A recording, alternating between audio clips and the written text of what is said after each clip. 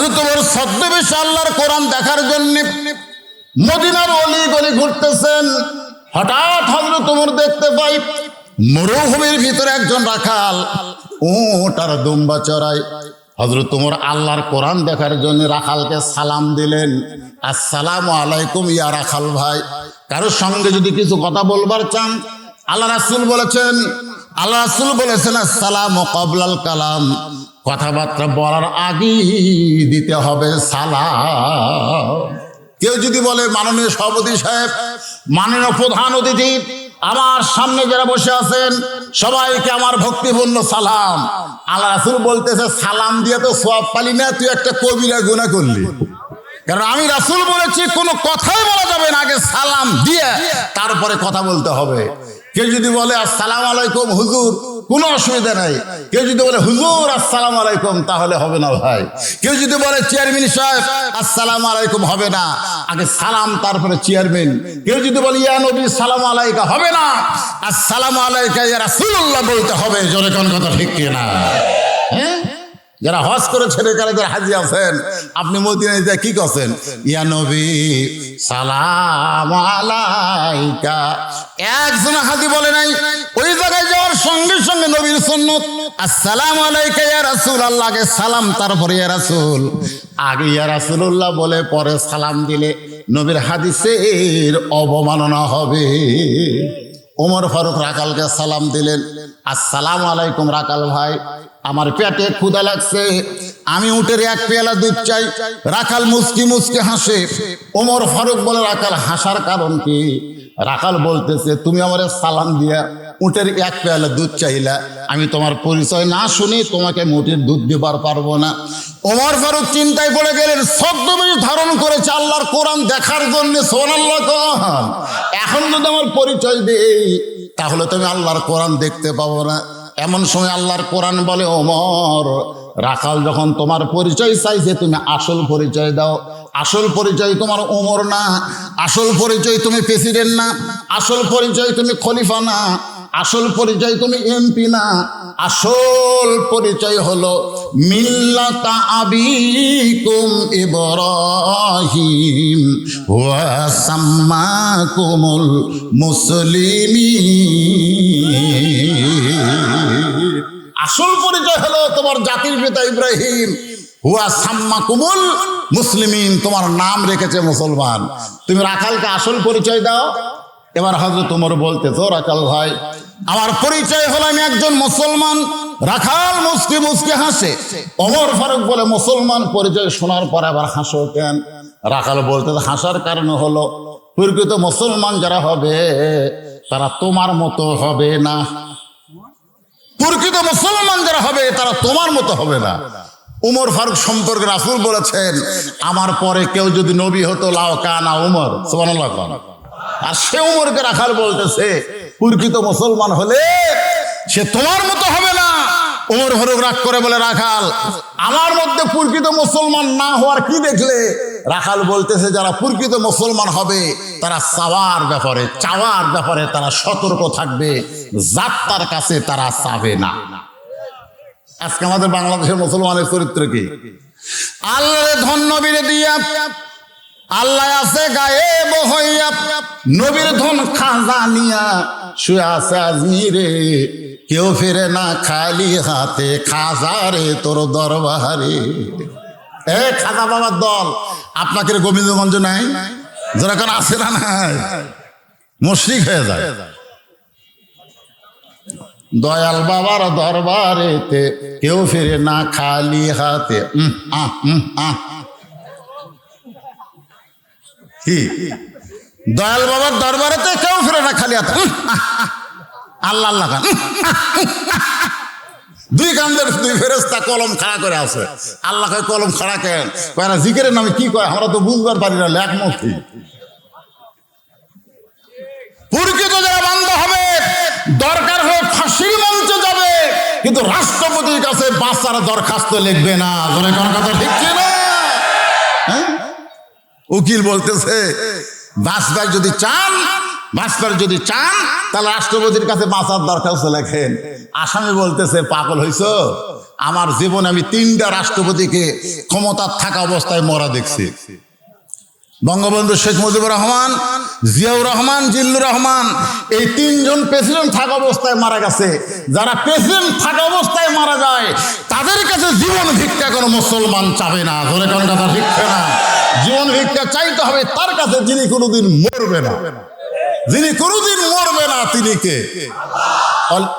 আল্লাহ কোরআনে বলেছেন, কুল্লু মান আলাইহা ফানিউ ওয়া ইয়াবকা ওয়াজহু রাব্বিকা যুল জালালি ওয়াল ইকরাম। রাখাল বলতেছে, তুমি যদি আসল মুসলমান হও তুমি দুধ চাইছো কার কাছে? ওমর হুচ্চুম করছে। ওমর ফারুক চুম করার কারণ হলো তোমার কোরআন দিয়ে যখন রাষ্ট্র চলবে, ওমর ফারুক ভুল করলে একটা রাখাল পর্যন্ত ধরতে পারবে। জোরে কোন কথা ঠিক কিনা? জুমার দিনে অর্ধপৃথিবীর খলিফা খুতবা দিচ্ছেন, খুতবা। পিছন দিক থেকে এক সাহাবী দাঁড়িয়ে বলতেছে, আমির আল মুমিনিন, আপনার খুতবা আমরা শুনবো না। যেমন আপনাদের উপজেলা চেয়ারম্যান বক্তব্য দিল, এর আরবি হচ্ছে খুতবা, বাংলা হচ্ছে বক্তব্য। ওমর ফারুক যখন বক্তব্য দিচ্ছেন, একজন দাঁড়িয়ে বলে, আপনার বক্তব্য আমরা শুনবো না। ওমর ফারুক বলেন, আমার দোষ কি? বলে, আমাদেরকে খাটো পাঞ্জাবি দিয়ে আপনি লম্বা জুব্বা পরে খুতবা দিচ্ছেন। আপনি লম্বা জুব্বার কাহিনী যতক্ষণ না বলবেন ততক্ষণ আপনার খুতবা শোনাই জায়েজ নাই। অর্ধ পৃথিবীর খলিফাকে ভাষণ আটকায় দিছে। আপনারা কি মনে করেন ওমর ফারুকের আরবি নাই? ওমর ফারুকের পুলিশ নাই? ওমর ফারুক অর্ডার করবে, যাও যে আমার লোকমা দিল তাকে ধরে জেল হাজতে পাঠাও। কারণ ওমর ফারুক নিজের আইনে চলে না, চলে কার আইনে? ছোট বাচ্চার মতন তখন কান্দে। আব্দুল্লাহ ইবনে ওমর বাবার উকিল হইয়া বাবার পাশে দাঁড়ায় বললেন, রে নবীর সাহাবীরা, আমার বাবার পরে লম্বা জুব্বা থাকার কারণে তোমরা লোকমা দিলা।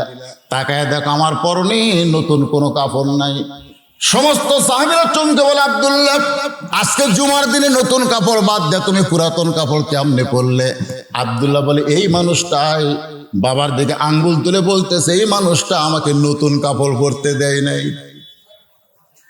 গভীর রাত্রে সবাই যখন ঘুমায় গেছে, এমন সময় হযরত ওমর আব্দুল্লাহর দরজায় গিয়ে ডাকতেছে, আব্দুল্লাহ, আব্দুল্লাহ। আব্দুল্লাহ দরজা খুলে দেখে বাবার হাতে একটা নতুন কাপড়।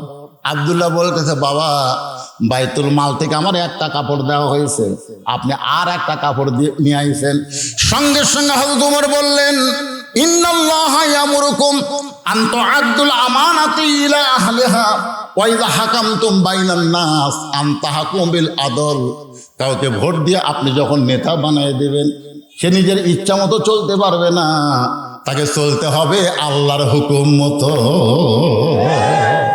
তুমি কি মনে করতেছো তুমি প্রেসিডেন্টের সন্তান বলে একটা কাপড় তোমারে দিছে, আর একটা কাপড় রাতের বেলা আমি দিয়ে বেড়াইছি?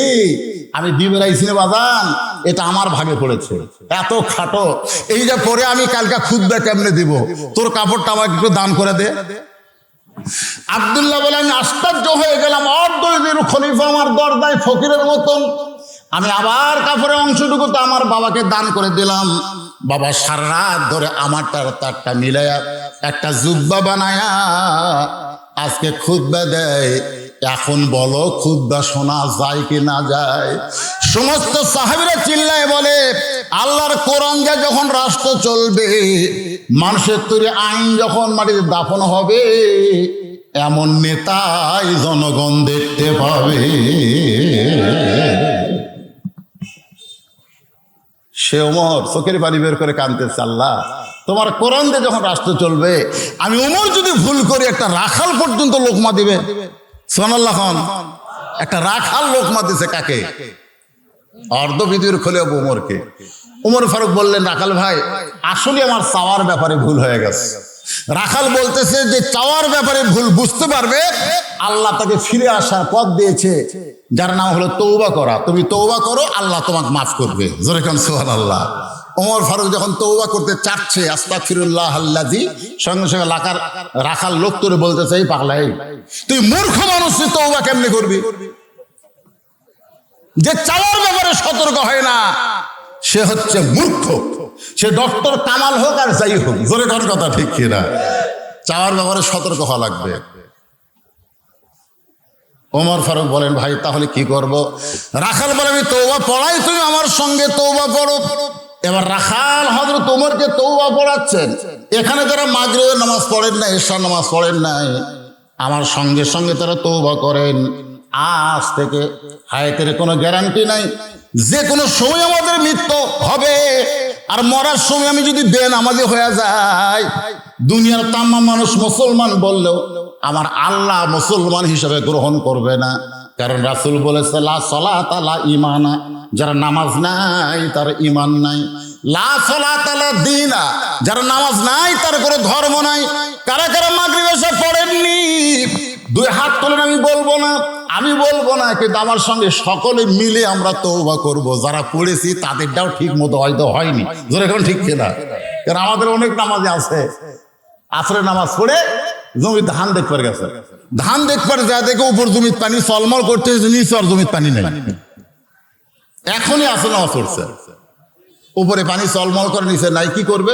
চারিদিকে তাকায়, চারিদিকে তাকায় দেখে কেউ নাই। আস্তে করে বসে জমির আল কাটা দিচ্ছে, আল কাটা দিয়ে ওই পানি দিয়ে হাত ধোছে, ধুই আবার দাঁড়ায় চারিদিকে তাকায় বলতেছে, আলহামদুলিল্লাহ কেউ দেখেনি। দুই কান্দে দুই ফেরেশতা, আল্লাহ এখনই আসলে নামাজ পড়ে আসলে মানুষ না শয়তান?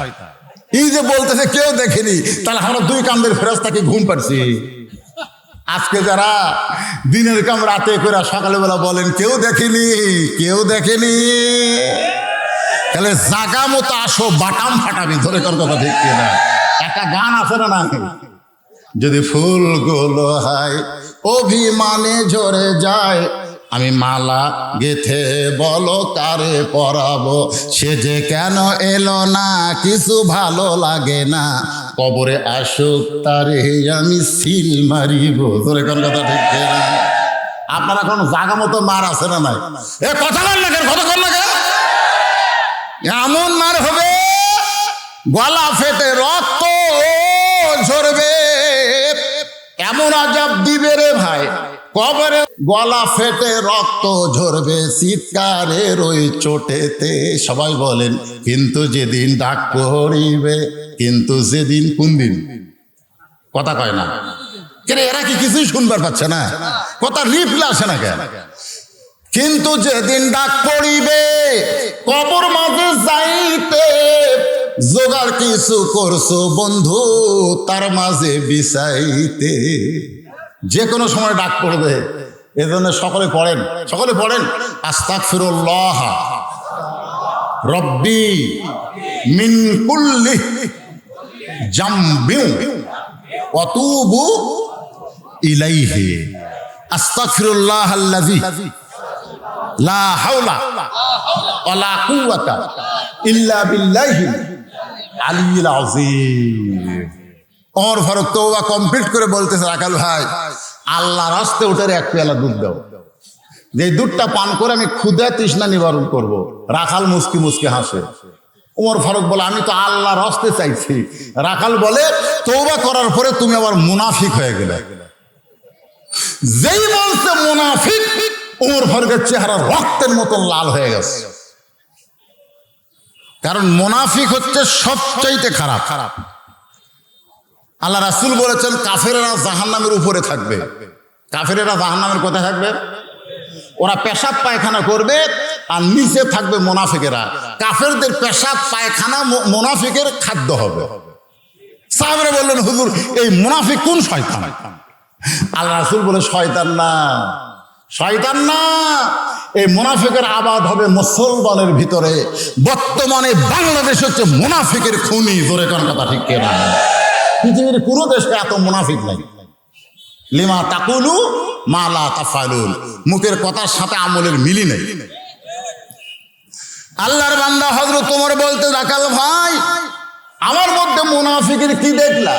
রাখাল বলতে, তোমার মুখের সাথে অন্তরের মিল নাই। তুমি সত্যি করে বলো তো, আমি কি উঠের মালিক?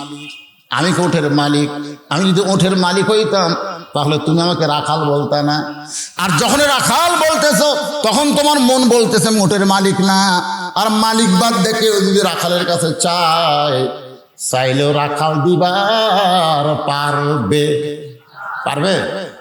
মনে করে আমি একজন রাখাল, আমি যে টেস্ট থেকে নামছি, একজন দৌড়ে এসে হাতের মধ্যে 200 টাকা দিয়ে বলতে দোয়া করেন। আমি বললাম ভাই কি দোয়া? বলে আমার বইয়ের পেটে বাচ্চা এসে একটা পুত্র সন্তান যেন আল্লাহ দেয়। আমি চোখ বন্ধ করে চিন্তা করতেছি, আমার দোয়া যদি দিয়া তোর বইয়ের পুত্র সন্তান হয়, তাহলে আমি তো পুত্র সন্তান পেলাম না। আমি 3টা মেয়ের বাপ। যেরকম কয় মেয়ের বাপ? ওর টাকা তখন ওরা ফেরত দিলাম, দৌড় মারতেছে। এখন কোথায় যাবি? বলে যে হুজুরের পুত্র সন্তান আছে আমি তাকে টাকা দিয়ে দোয়া নেব। আমি তখন বললাম কোনো পীরের কাছে না, কোনো হুজুরের কাছে না, কোনো মাজারে না, পাইতে যদি চাও কেবলমাত্র ইয়াকা না'বুদু ওয়া ইয়াকা নাস্তাঈন, যার গোলামি করো তারই কাছে সাহায্য চাও। জোরে কোন কথা ঠিক কিনা? রাখাল বলে পথিক হযরত ওমরকে বলতেছে এখান থেকে মালিকের বাড়ি হলো 10 মাইল দূরে, তুমি একটু কষ্ট করে মালিকের বাড়িতে যাও, মালিকের হুকুম নিয়ে আমার কাছে আসো, আল্লাহর রাস্তে চাইলে আমি তোমাকে দুধ দিয়ে দিব। ওমর ফারুক বলে রাখাল ভাই এত কষ্ট করে 10 মাইল দূরে মালিকের কাছে যাওয়ার দরকার নাই, বরং তোমাকে 2টা টাকা দিচ্ছি, এই 2টা টাকার বিনিময়ে তুমি ওটার 1 পেলে দুধ দাও। রাখাল মুসকি মুসকি হাসে। উমরকে হাসো খেল? বলে হাসার কারণ হলো তুমি হযরত উমরকে চেনো। রাখাল উমরকে বলতেছে তুমি উমরকে চেনো? যে উমর আল্লাহর কোরআন দিয়ে রাষ্ট্র চালায়, সে উমরের গুপ্ত বাহিনী যদি দেখবার পায় তুমি আমার 2 টাকা ঘুষ দিছো, এই ঘুষ নেওয়ার অপরাধে তোমাকেও ধরবে এবং আমাকেও ধরবে। রাসূল বলেছেন খালি দুনিয়াতে ধরবে না, আর রাশিয়াল মুরতাশি কেলাহুমা ফিন্নার, যে ঘুষ দিবে আর ঘুষ খাবে উভয়কে আল্লাহ বান্ধে একসাথে জাহান্নাম দিবে। আমাদের বাংলাদেশে কি ঘুষ আছে? নাই না। কে বলে রে কুত্তা খাইছে? একটু মনোযোগ দেবেন। ওমর ফারুক বলতে রাখাল তাহলে চলো আমরা পাহাড়ের গুহার মধ্যে যাই, আমি তোমাকে 2 টাকা ঘুষ দেব, উমরের গুপ্ত বাহিনীও দেখতে পাবে না, তোমার মালিকও জানতে পারবে না। রাখাল চিল্লায় বলে তুমি ভণ্ড, তুমি ভণ্ড, তুমি ভণ্ড। ওমর ফারুক বলে রাখাল আমার মধ্যে ভণ্ডামির কি দেখলাম? রাখাল বলতেছে পথিক ওমরের গুপ্ত বাহিনী দেখতে পাবে না, আমার মালিক জানতে পারবে না, কিন্তু গুহার মধ্যে দেওয়া নেওয়া করলে কেউ না দেখলেও রাখালেরা আল্লাহ দেখতে পায়। এই গোবিন্দগঞ্জের মুসলমান গোবিন্দ, কি গোবিন্দ, গোবিন্দগঞ্জ মুসলমান এলাকায় গোবিন্দ, গৌর গোবিন্দর ঘটনা তো আমরা জানি, যেরকম ঠিক কিনা? আপনার সেই গোবিন্দগঞ্জের মুসলমান, মনে কষ্ট নিয়েন না ভাইজান, মনে কষ্ট নিয়েন না। গত রাত্রে যেখানে ওয়াজ করছিলাম ওই এলাকার নাম ছিল গোবিন্দপুর। সে গোবিন্দপুর বাদ দিয়ে ওরা বানাচ্ছে ইসলামপুর। যেরকম কিপুর কথা কয় না, কিপুর ইসলামপুর, কি মানের বল আছে, গোবিন্দকে আউট করছে, ইসলাম ঢুকাই দিছে। সুবহানাল্লাহ। আপনারা এখনো গোবিন্দগঞ্জে আছেন, একটু মনোযোগ দিয়ে শুনবেন। কেউ না দেখলেও আল্লাহ দেখতেছে, এই একটা বিশ্বাস যদি মুসলমানের কলিজায় থাকে, সেই মুসলমান কোনোদিন দুর্নীতি করতে পারে না। সেই মুসলমান কোনোদিন দেশের টাকা পাচার করে বিদেশে বাড়ি বানাবার পারবে, কারণ মুসলমানকে বিশ্বাস করা লাগবে এই পারে তোর বসত বাড়ি, ওই পারে তোর বাসা। কয় বছর আগে, 50 বছর আগে আব্দুল আলিম হয়ে গেছে, আমি তখন বুঝিনি, ছোট ছিলাম তো। এখন এই গানটা শুনে আর চোখে পানি পড়ে। এই পারে তোর বসত বাড়ি, ওই পারে তোর বাসা, ভব দরিয়ায় পাড়ি দিতে কেমনে করলি আশা। এই দুনিয়ায় আমাদের বসত বাড়ি, আমাদের আসল বাড়ি হলো জান্নাত। জোরে গান সুবহানাল্লাহ। দুনিয়ার বসত বাড়ির থেকে মুসলমান জান্নাতে আসল বাড়িতে চলে যাবে, কিন্তু আমরা দুনিয়াতে আসল বাড়ি বানাই মানুষের টাকা পয়সা মাইরা খায়া। ও আল্লাহর বান্দার একটু মনোযোগ দিয়ে শোনেন। রাখাল বলে পথিক কেউ দেখলে না পাইলে কে দেখতে পায়? সঙ্গে সঙ্গে ওমর মারছে দৌড়, এক দৌড়ে পাহাড়ের পাদদেশে যায় নামাজ বিছায় 2 রাকাত নামাজ আদায় করছে। নামাজ আদায় করে বলতেছে, আল্লাহ তোমার কোরআন এত সুন্দর, সুবহানাল্লাহ। এতক্ষণ আমি রাখালকে দেখি নাই, রাখালের ভিতরে তোমার কোরআন দেখতে পাই। সমাজের মধ্যে কোরআন যখন চালু হবে তখন মুসলমান ঈমান বলবে, কেউ না দেখলো আল্লাহ দেখতেছে। জোরে কোন কথা ঠিক কিনা? আল্লাহর কাছে কাঁদতেছে, আল্লাহ তোমার কোরআন এত সুন্দর। তার মানে বোঝা গেল কাগজের মধ্যে কোরআন থাকলে কোরআন সুন্দর হবে না, কোরআন সমাজের মধ্যে প্রতিষ্ঠা হওয়া লাগবে, কোরআনের বিজয় করতে হবে। জোরে কোন কথা ঠিক কিনা? আমরা কোরআনের বিজয় চাই কি চাই না? কারা কারা চাই 2 হাত তুলে আমার আল্লাহকে দেখায়। লিল্লাহি তাকবীর। একটু মনোযোগ দিয়ে শোনেন। ওমর ফারুক কাঁদতেছে আল্লাহর কাছে, আর রাখাল পিছনে এসে বলতেছে আফসোসের সুরে, যতই কান্দো আমি তোমাকে উটের দুধ দিবার পারলাম না, তুমি যতই কান্দো উটের দুধ দিবার পারলাম না। ওমর ফারুক বলে, রাখাল ভাই উটের দরকার আমার নাই, আমি শুধু তোমার কাছে জানতে চাই, তুমি না দেখা আল্লাহকে কলিজার মধ্যে জায়গা দিয়া তুমি যে আল্লাহর কোরআনের আইন মানতেছো, এর বিনিময়ে তোমার চাহিদা কি?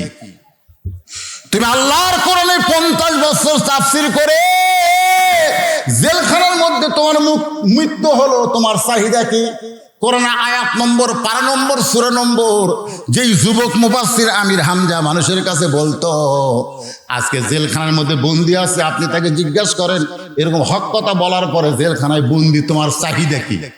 ওমর ফারুক বলতেছে, রোদে পুড়ে উট দুম্বা চড়াও, একটা রাখালি করো, এর বিনিময়ে তোমার বাড়ি নাই, গাড়ি নাই, সহায় সম্পত্তি নাই, এরপরেও তুমি আল্লাহর আইন অনুযায়ী চলো, তোমার চাহিদা কি? রাখাল বলতেছে, পথিক আমার চাহিদা হলো, সবাই বলেন রব্বানা পড়েন। সবাইকে আমার মাইকের শব্দ শুনতে পাচ্ছে না ঠিক মতো, তো রিপ্লে আসে না কেন? আপনাকে ভিতর থেকে তো কথা আসা লাগবে। আমি আমার 37 বছর ওয়াজের জীবনে কোনোদিন দেখিনি যে আমার ওয়াজ শুনতে শুনতে মানুষ ওঠা বসা করে। আজকে দেখতেছি ব্যাপারটা কি, আপনারা কি কথা বুঝতে পারতেছেন না? আয়াতটা শোনেন, আপনারা যারা পারেন আমার সাথে পড়েন। রব্বানা আতিনা ফিদ দুনিয়া হাসানাতাও ওয়া ফিল আখিরাতি হাসানা ওয়া কিনা আযাবান্নার। ওমর ফারুক বলে, রাখাল ভাই আমি তোমার কাছে চাহিদার কথা জানতে চাইলাম, আর তুমি কোরআনে আয়াত পড়ে আমার শুনাই, আমি মূর্খ মানুষ। রাখাল বলতেছে, আসলেই তুমি বুঝতে পারোনি, আমার চাহিদা হলো 2টা। দুনিয়ার চাহিদা হলো হযরত উমরকে এক নজর দেখতে চাই, যে উমর আল্লাহর কোরআন দিয়ে রাষ্ট্র চালানোর কারণে আমার মতন একজন রাখাল না দেখা আল্লাহকে কলিজার মধ্যে জায়গা দিয়া কেউ না দেখলেও আল্লাহ দেখতেছে, এ বিশ্বাস যে আনতে পেরেছে সেই মহামানব হযরত উমরকে শুধু এক নজর দেখতে চাই। ধরে কারণ কয় নজর? তাহলে দুনিয়াতে ভালো নেতা দেখার আশা করা দরকার আছে না নাই? আপনারা কি নেতা দেখতেছেন? রাখাল বলতেছে, এই দুনিয়াতে আমার 1 নম্বর চাহিদা হলো ওই মহামানব হযরত উমরকে এক নজর দেখা। আমার 2 নম্বর চাহিদা হলো আমি রাখাল যখন মরে যাব, অধম রাখালকে আল্লাহ যেন জান্নাত দেয়। কয় চাহিদা? দুনিয়ার চাহিদা কি? ভালো নেতা না খারাপ নেতা? ভালো নেতা। যে নেতা আল্লাহর কোরআন দিয়ে কি চলায়, কথা কয় না।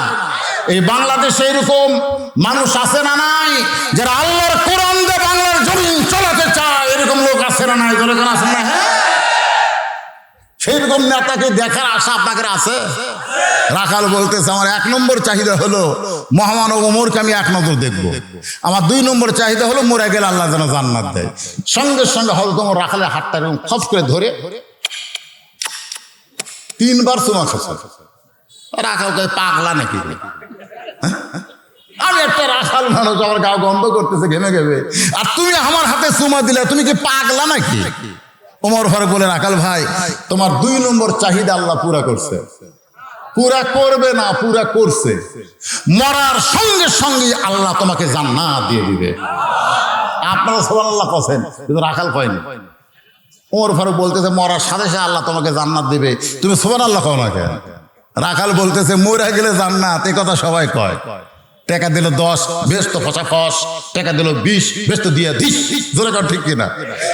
এইরকম বাকির কথা সবাই কয়, আমি মরে গেলে জান্নাত পাবো, এই বাকির কথা তুমি ভালোই বলতেছো, কিন্তু হযরত ওমরকে এখনো তোর দেখতে পাবো এই লগত কথা বলতে তোমার কোন জায়গায় বাঁচে? একটা হলো নগদ, একটা হলো বাকি, জোরে কর কথা ঠিক কিনা? আমার জান্নাত পাবো সেটা কি? বাকি। আর ভালো না তা দেখা, এটা কি? নগদ। আমরা নগদ চাইলে বাকি চাই, তো মামার বাড়ি নাকি? মামার বাড়ি জান্নাত। রাখাল বলতেছে মহামানব হও, তোমরকে আমি দেখতে চাই। এই নগদ কথা না বলে তুমি বাকি কথা বলতেছো, মরার পরে জান্নাত পাবো, তাহলে কি হযরত ওমরকে আমার দেখা হবে না? উমরের চোখ দিয়ে দর দর করে পানি পড়তেছে। যে রাখাল আমাকে তওবা পড়াইছে, যে রাখাল আমাকে মুনাফিক কইছে, যে রাখাল আমাকে ভণ্ড কইছে, এখন যদি বলি আমি উমর, বলাও সারা, রাখাল হাত ফেল করে মরাও সারা। জোরে কর কথা ঠিক কিনা? যে রাখাল কি পড়াছে? কথা কয় না, কি পড়াছে?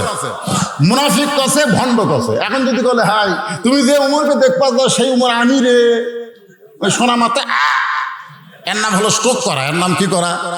বর্তমানে বাংলাদেশে লক্ষ লক্ষ মানুষ স্ট্রোক করে মরতেছে। কেন স্ট্রোক করে মরতেছে? গতকাল হয়েছে যে জিনিস দাম 100 টাকা, আজকে যায় দেখে 200 টাকা। আগে বাজার করতে 500 টাকা, এখন লাগতেছে 1500 টাকা। তোর কোন কথা ঠিক কিনা? আমি এক কষাইরে বললাম, কে রে ভাই 500 টাকা করে বেচতেছিলেন, ভালোই তো, গরুর দাম তো বাড়িনি, হঠাৎ 600 টাকা কেন? 1 মাস পরে যাই দেখলাম 700 টাকা। বলে এত বাড়তিছে কেন? কষাই মুসকে মুসকে হাসে। আর হাসো কেন? বলে হুজুর, যে দেশে মানুষ কথা বলে না সে দেশে আমরা ইচ্ছা মতো বাড়াবো।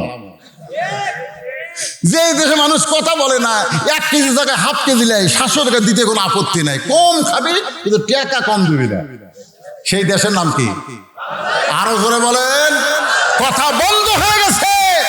এমনকি মুসলমানের ঘরে আজকে হিন্দু করে পূজার বাদ্য বাজতেছে। এশার নামাজ পড়ে আপনি ঘরে ঢুকবেন, দেখবেন হরি হরি হরি হরি লো লো লো লো করতেছে। কে রে? আমি মুসলমান, আমার ঘরে পূজার বাদ্য খেন, ঘরের মধ্যে পা দিয়ে দেখে আপনার ম্যাডাম স্টার জলসা দেখতেছে। যেরকম কি জলসা? আমাকে বলে হুজুর, হিন্দুদের পূজাতে মুসলমানের যাওয়া হবি? আরে মুসলমানের পূজা তোর বইয়ের কারণে তোর ঘরের মধ্যে হবি। তোর একার কথা ঠিক না? খালি কথা না বলার কারণে আজকে আমাদের বউগুলো, আমাদের ছেলেগুলো, আমাদের মেয়েগুলো নষ্ট হয়ে যাচ্ছে। তোর একার ঠিক না? এই ছেলেগুলো এত নষ্ট হয়ে গেছে এই মোবাইল পাওয়ার পর থেকে। এরা যে কি হয়েছে, স্বয়ং জিবরাইলও যদি বাংলাদেশে বক্তা হয়ে ওয়াজ করে, বর্তমান যুবকদেরকে আর ভালো করার কোনো চান্স নেই। আসলে ওয়াজ দেয় যুবকদের ভালো করা যাবে না, এদেরকে ভালো করতে গেলে আল্লাহর কোরআনের আইন লাগবে। জোরে কোন কথা ঠিক কিনা? আল্লাহর কোরআনে 1 নম্বর আইন কি? আল্লাযীনা মাক্কান্নাহুম ফিল আরদ, জমির মধ্যে কোন মুসলমানকে যখন প্রধানমন্ত্রী করা হবে, মুসলমানকে প্রেসিডেন্ট করা হবে, তার 1 নম্বর আইন হলো পদ্মা সেতু নির্মাণ করা, 1 নম্বর কাজ হলো মাদক মুক্ত বাংলাদেশ করা, 1 নম্বর কাজ হলো বাল্য বিবাহ বন্ধ করা। এগুলো একটা 1 নম্বর কাজ না। 1 নম্বর কাজ হচ্ছে আকামুস সালাত, নামাজ কায়েম করা। জোরে কোন কথা ঠিক কিনা? নামাজ যখন কায়েম হয়ে যাবে,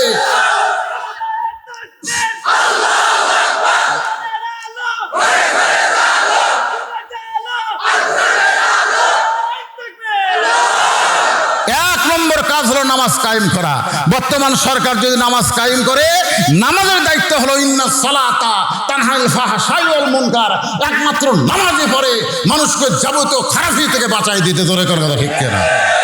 আজকে আমাদের ছেলেরা নষ্ট হয়ে গেছে, দরজা বন্ধ করে রাত্রেবেলা অশ্লীল ইউটিউবে ন্যাংটা ছবি দেখতেছে, দরজা বন্ধ, কম্বলের তলে ল্যাপের তলে দেখতেছে, কেউ দেখবার পাচ্ছে না। খালি কেউ দেখবার পাচ্ছে না, এই কারণে তারা অন্যায় করতেছে। যেদিন বিশ্বাস হবে কেউ না দেখলো আল্লাহ দেখতেছে, সেদিন থেকে একটা যুবক অন্যায় করবে না। এখন কথা লিখবে। ওমর ফারুক চিন্তা করলেন, আমি ওমর এই কথা রাখালকে কেমনে বলবো? এমন সময় আল্লাহর কোরআন সামনে এসে গেছে, সব সমস্যার সমাধান। কে রে? এই কোরআন পাগল বলে কোরআনের পক্ষে স্লোগান দিবা না? আমি যেই বলবো সব সমস্যার সমাধান, আপনার বলবেন দিতে পারে আল কোরআন। সব সমস্যার সমাধান আল কোরআনের আলো, না, ঘরে ঘরে না, সব জায়গায়। সংসদে বললে ওরা বলবে ওরা ওই দল, দরকার কি? আমি যে বলবো আল কোরআনের আলো, আপনার বললেন সব জায়গায়, মানে কোনো জায়গা বাদ থাকা যাবে না। রাজি আছেন? হ্যাঁ, আল কোরআনের আলো, কোরআন হাদিস যেখানে, দুনিয়ার মুসলমান লিল্লাহে তাকবীর। আল্লাহর কোরআন সামনে সে বলতেছে, ওমর ডাইরেক্ট যদি বলবার না পারো, এটা হচ্ছে কি? এটা হচ্ছে ডাইরেক্ট। ডাইরেক্ট যদি বলবার না পারো তাহলে অ্যাঙ্গেল করো। আল্লাহর কোরআন বলতেছে, আমার কথা না। উদউ ইলা সাবিলি রাব্বিকা বিল হিকমাহ। ডাইরেক্ট যদি তুমি ওমর বললা হাত ফেল করে মরবে, এই চিন্তা করো, তাহলে অ্যাঙ্গেল করো। বর্তমানে বাংলাদেশে ডাইরেক্ট বললে সমস্যা আছে, তাই বলে তুমি হক কথা বন্ধ করবে না, অ্যাঙ্গেলে মারি দিবা। ধরে কোন কথা ঠিক কিনা? ওমর ফারুক বলতেছে, রাখাল ভাই, সত্যি যদি হল তোমাকে দেখবার চাও তাহলে তোমাকে ফজরের নামাজ, 5 ওয়াক্ত নামাজের মধ্যে সবচাইতে গুরুত্বপূর্ণ নামাজ কোনটা? আরো ধরে বলেন। আল্লাহ রাসূল বলেছে, কেউ যদি ফজর আর এশার নামাজ পড়ে কিন্তু মসজিদে এসে জামাত না করে, বুঝবা সে হলো মুনাফিক। দেখছেন? ফজরের নামাজ কেউ যদি বাড়িতে পড়ে আর মসজিদে যদি জামাতে হাজির না হয়, বুঝবা সে মুসলমান নয়, সে হলো মুনাফিক। কথা কন না কেন? আজকে সেই ফজরের নামাজ আমাদের অবস্থা কি? এই বীরফলের লোকরা, কি নাম আর একটা, রাখাল বুরুষ। আমার ড্রাইভার কয় রাখাল পুরুষ, পুরুষ না রে বুরুষ। না হুজুর, রাখাল তো পুরুষ মানুষই হয়, আসলে রাখাল পুরুষ, আমি পুরুষ নাই, বুরুষ। রাখাল বুর্জ কিসের কাহিনী? তারপরে কি? পীর পল, এটা আকার দিলে পীর পাল। যাই হোক, যে কথা বলতেছি, ওমর ফারুক রাখালকে বলতেছে, ভাই সত্যি যদি ওমরকে দেখতে চাও তাহলে তোমাকে ফজরের নামাজ, কোন নামাজ? ফজরের নামাজ সামনে কাতারে আদায় করা লাগবে। ফজরের নামাজ সামনে কাতারে যদি আদায় করো তাহলে মেহরাবের দিকে লক্ষ্য করে দেখবা যেই লোকটা ইমামতি করতেছে তিনি হলেন হযরত ওমর। আল্লাহর কোরআন দিয়ে যখন রাষ্ট্র চলবে তখন নেতারা পিছনে থাকলে হবে না, নেতাদেরকে ইমামতি করা লাগবে। ধরে কার কথা ঠিক কিনা? এরা ইমামতি জানে না বিদায় আল্লাহর কোরআনের শত্রুতা করতেছে। ধরে কার ঠিক কিনা? যে লোকটা সামনে ইমামতি করবে সেই লোকটাই হলো হযরত ওমর। রাখাল ছোট্ট বাচ্চার মতো কান্দে, এতক্ষণ রাখাল কেন হাসেছে, এবার রাখাল কান্দে। ওমর ফারুক বলে, রাখাল কান্দো কেন? রাখাল বলে, প্রতীক রে, তুমি মনে হয় আমারে চিনো না। আমি মসজিদের বারান্দায় নামাজ পড়ি, আমি মসজিদের ভিতরে ঢোকার সাহস পাই না, কারণ মসজিদের ভিতরে যারা নামাজ পড়ে তারা নবীর দামি দামি সাহাবী। ওই দামি দামি সাহাবীর মধ্যে আমি একজন রাখাল, কেমনে যায়? ওমর ফারুক বললেন, রাখাল তুমি কম দামি আর ভিতরে যারা নামাজ পড়ে এরা দামি, এ কথা তোমাকে কে বুঝালো?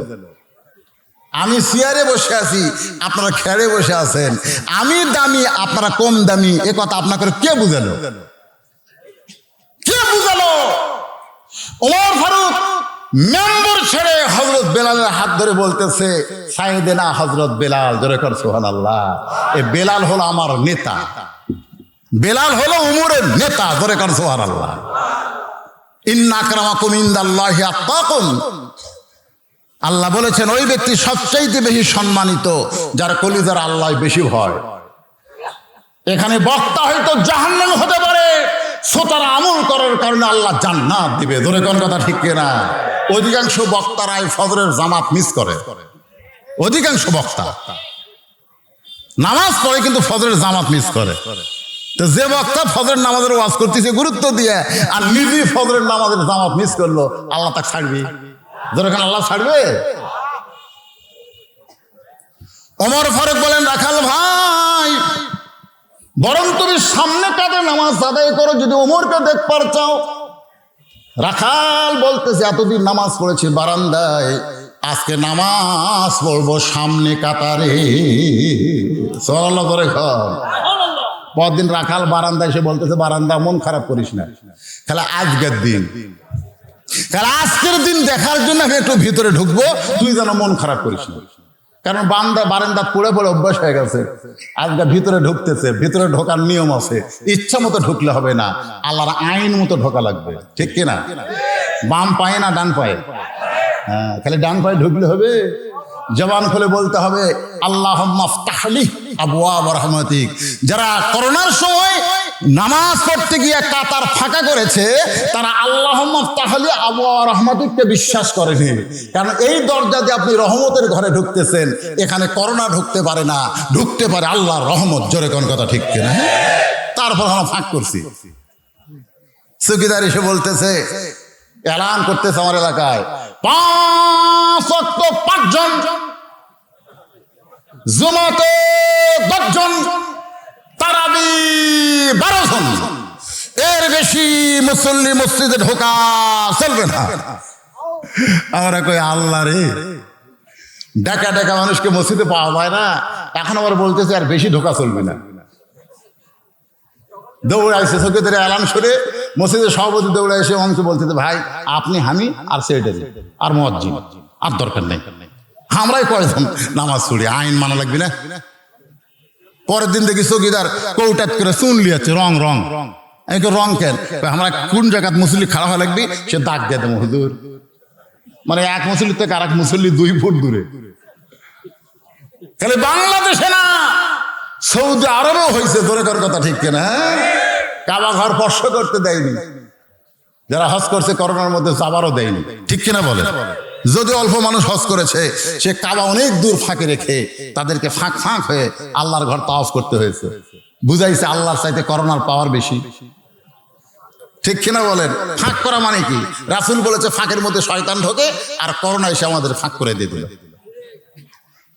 আল্লাহুম্মা ফতাহলি আবওয়াব রাহমাতিক বলে রাখাল মসজিদের ভিতরে ঢুকে সামনে কাতারে যখন যাবার চায়, ভিতরে ঢুকে সামনে কাতারে যাবার চায়, প্রত্যেকটা সাহাবী রাখালকে সামনে যাওয়ার জন্য রাস্তা করে দেয়। জোরে কোন সুবহানাল্লাহ। রাখাল মনে মনে কয়, আল্লাহ এতদিন বাইরে থেকে মনে করছিলাম ভিতরে দামি দামি, কিন্তু আজকে ভিতরে ঢুকে দেখতেছি আমিও যাই, এরাও তাই। সুবহানাল্লাহ না কেন? এসপি সাহেব সামনে কাতারে, আল্লাহ রাসূল বলেছেন সামনে কাতার পুরা না করে পিছনে কাতারে দাঁড়ান চলবে না। আর একজন মুসল্লি হলে কাতার পুরা হয়। এসপি দেখতেছে কেউ নাই, তাকায় দেখে দরজার চৌকিদার খাড়া গাছ। এসপি ডাকতেছে আই।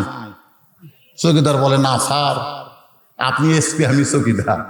এসপি বলে, ওটা বেড়ার কথা, ভিতরে তুই চৌকিদার আমি এসপি, সেটা হলো মসজিদের বেড়া, ভিতরের কথা আমরা 2 ভাই। যেই বলতে আমরা 2 ভাই, চৌকিদার ভিতরে গেছে, যার পিছনে ডান আছে, এসপি সাহেব টানে কয়, আমার পায়ের গোড়ালির সাথে গোড়ালি মিল কর, বুঝিস না? একটু ফাঁকে দাঁড়াচ্ছে, ফাঁক খাওয়া চলবি না রে, ফাঁকের মধ্যে শয়তান ঢুকে ওর কাছে আয়।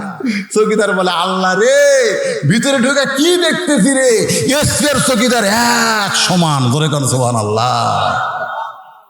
কালোর কাছে ফর্সা, ফর্সার কাছে কালো, ধনীর কাছে গরিব, গরিবের কাছে ধনী। জোরে করার কথা ঠিক কিনা?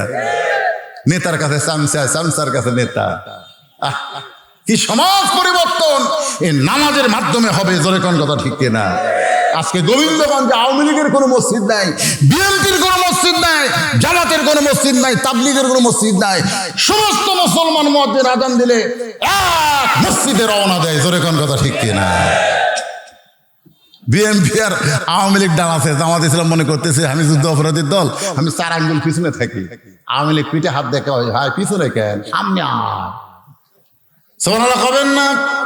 রাখাল যাইতে যাইতে সামনে কাতারে গিয়া ফজরের 2 রাকাত সুন্নত নামাজ আদায় করেছে। 5 ওয়াক্ত নামাজে 12 রাকাত সুন্নত। জোরে বলেন কয় রাকাত? 12 রাকাতের মধ্যে ফজরের 2 রাকাত সুন্নতের আবার গুরুত্ব বেশি। আল্লাহ রাসূল বলেছেন ফজরের 2 রাকাত সুন্নতের কত দাম তোমরা কি জানো? সাহাবারা বললেন, ইয়া রাসূলুল্লাহ আপনি না বললে আমরা কেমনে জানবো? রাসূল বললেন, গোটা দুনিয়া বিক্রি করলেও ফজরের 2 রাকাত সুন্নতের সমান হবে না। সুবহানাল্লাহ জোরে কর। সামনে কাতারে মেহরাব বরাবর রাখাল 2 রাকাত সুন্নত নামাজ আদায় করছে। এমন সময় এক সাহাবী মসজিদের মধ্যে ঢুকে দেখে জায়গা দখল। কিন্তু মসজিদের সবার জন্য তো জায়গা, কারোর জন্য তো নির্দিষ্ট জায়গা নেই, কিন্তু আল্লাহ রাসূল নির্দিষ্ট করে দিয়ে গেছে 4 জন সাহাবীর। কয়জন? আবু বকর যখন ইমাম হবে, আর রাসূল আগে বলছে আমি যখন ইমাম হব আমি বরাবর যিনি থাকবে তিনি হলেন আবু বকর। আজকে ইমাম বরাবর মুয়াজ্জিন থাকবে এই কথা একটা জায়গায় বলার কারণে ইমামকে টিউনো সাহেব চাকরির থেকে বাদ দিয়েছে। ধরে কোন কথা ঠিক কিনা? ওই টিউনো দাড়ি নাই, মোছ নাই, মেয়ে মানুষের মতন দেখা যায়, মরদ মানুষের চেহারা মেয়ে মানুষের মতন, দাড়িও নাই মোছও নাই, ওই দাঁড়াচ্ছে ইমাম বরাবর। ইমাম শুধু বলে স্যার আপনি সরে দাঁড়ান, ওই জায়গায় মুয়াজ্জিন দাঁড়াবে। নবীর হাদিস। কেন দাঁড়াবে? মুয়াজ্জিন হলো স্বামী ইমাম। কোন সময় ইমামের যদি ওযু যায়, হঠাৎ যেতে পারে কি পারে না? যদি ওযু যায় তখন ইমাম কি বলে, ভাই ওযু যাওয়ার কারণে তোমাদের নামাজ শেষ, এটা বলা যাবে না। তোমার ওযু গেছে, মুসল্লির তো ওযু আছে। এই জন্য ফতোয়া হলো ইমাম বরাবর পিছনে যিনি থাকবে তাকে টাইনা সামনে দিয়ে ইমাম রাকে রুমাল দিয়ে বাইরে চলে যাবে। ওই যাকে ইমাম টানে, টিউনো বলে ওই জানে না কি জন্য ইমাম টানতেছে। ধরে কোন কথা ঠিক কিনা? যে শালা জানে না ইমাম বরাবর তাকে দাঁড়ানো যায় না। আমার কথাই বুঝতে পারলেন? হ্যাঁ। তাহলে নবী যখন ইমাম হবে ওই বরাবর কে দাঁড়াবে? আবু বকর যখন ইমাম হবে আবু বকর বরাবর ওমর দাঁড়াবে। ওমর যখন ইমাম হবে ওমর বরাবর হযরত ওসমান দাঁড়াবে। ওসমান যখন ইমাম হবে ওসমান বরাবর দাঁড়াবে হযরত আলী। আলী যখন ইমাম হবে আলী বরাবর পিছনে কে দাঁড়াবে? রাসূল আর বলে না। সাহাবীরা বললেন ইয়া রাসূলুল্লাহ আলী বরাবর পিছনে কে দাঁড়াবে? হুজুর নামটা কি বলবেন না? আল্লাহর নবী বললেন মা ইয়ানতিকু আনিল হাওয়া ইন হুয়া ইল্লা ওয়াহয়ু ইউহা। আমি রাসূল ততক্ষণ পর্যন্ত বলতে পারবো না যতক্ষণ আল্লাহ আমাকে না বলায়। এই 4 জন পর্যন্ত হলো খোলাফায়ে, জোরে কান খোলাফায়ে রাশেদা। তাহলে কি বুঝলেন? উমর যখন ইমামতি করবে উমর বরাবর কে দাঁড়াবে? এই কি বুঝলেন না তখন আপনারা? নাম বলেন কে দাঁড়াবে? ওসমান গনি ঢুকে দেখে জায়গা দখল, একজন বসে আছে। কে বসে আছে? এই ধরে কোন কে বসে আছে? ওসমান তো জানে না, আপনার নয় আমার কথা শুনে জানবে। ওসমান চিন্তা করে কে আমার জায়গাত কে বসলো, বসু।